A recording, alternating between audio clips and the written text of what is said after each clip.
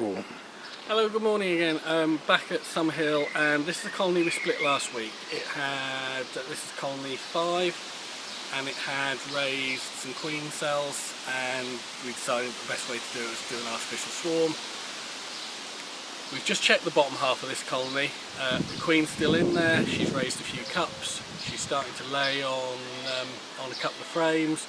There are no new queen cells in there, so I'm quite happy that the artificial swarm has worked and she's sort of calmed down. We'll still need to keep an eye on it, but we're a week in now nearly, and there's no signs of that bottom half swarming.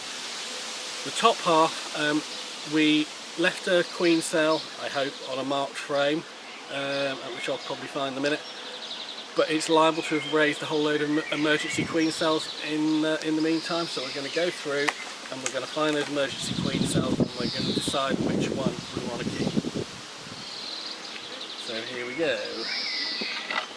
Dummy board out. So there's no queen in this colony. It's queenless.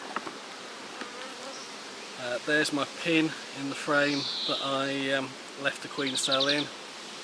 So I need a bit of space, and the one thing I really don't want to do is, I know where my queen cell is. I want to not damage my queen cell. I went through a colony the other day and I'd left one lovely queen cell in it, and as I pulled the frame out, they'd obviously attached it to the next frame and it ripped the queen cell in half, and I was not best pleased. Thankfully there was a decent replacement in there that I could use, but you know what, it just shows that leaving one queen cell does leave things a bit vulnerable. So we've still got brood in here, almost right out to the edges. We had made this colony quite big before we split it. We'd sort of raised it up to 2 brood boxes. I think it was on 2 supers, so we'd given it all the space we could. Now obviously without a queen, some of the brood that's hatched out won't be replaced because there's no queen to lay in there, so you will see them backfilling some of the empty spaces with honey. And that's totally normal. So big empty space in the middle, a little bit of brood in the corners that hasn't hatched out yet, having a good look in all the little corners for any queen cells. Now the next frame, and I think it's on the dark side, is where the queen cell is. I really don't want to mess this up. So you handle it with great care. And there's my queen cell. It's quite nice that it's quite tucked in, so it's not too proud on the face, so there's less chance of putting a dint in it. But so far that's the only one.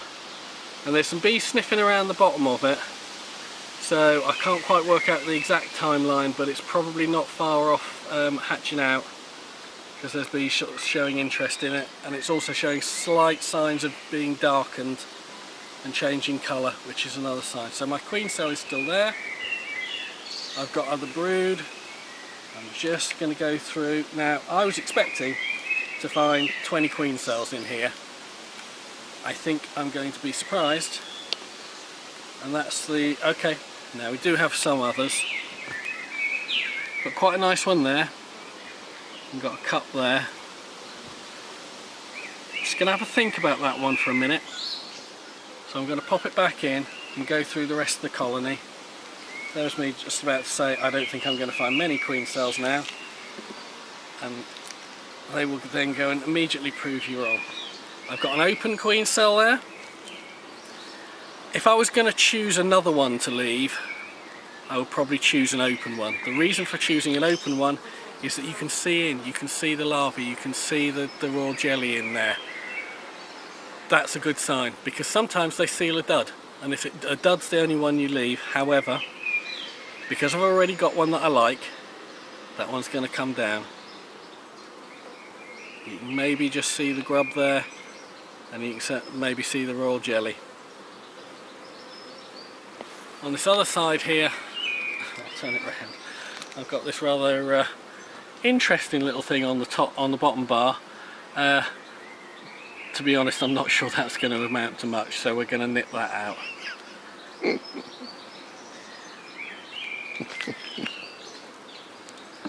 So I must remember at this point I've left 2 in here, one original and one other. And we go through the rest of the frames. Now sometimes you can go into a colony like this and you seriously will find 20 or more queen cells. 20, 30 is not uncommon. Here I found 4, an original and a couple of others. Different colonies, different kind of ways of going about stuff. I've got another one here. Oh, I spoke too soon. Okay, here we go. This is the frame that they decided to build queen cells on. I'll just now I'm going to shake the bees off. I don't want to keep these queen cells, I'm pretty sure, but I'm going to shake the frame upside down. So if I shake it upside down, then the larvae won't fall out of the queen cells. If I found something massively better than that original one, I might look to keep it.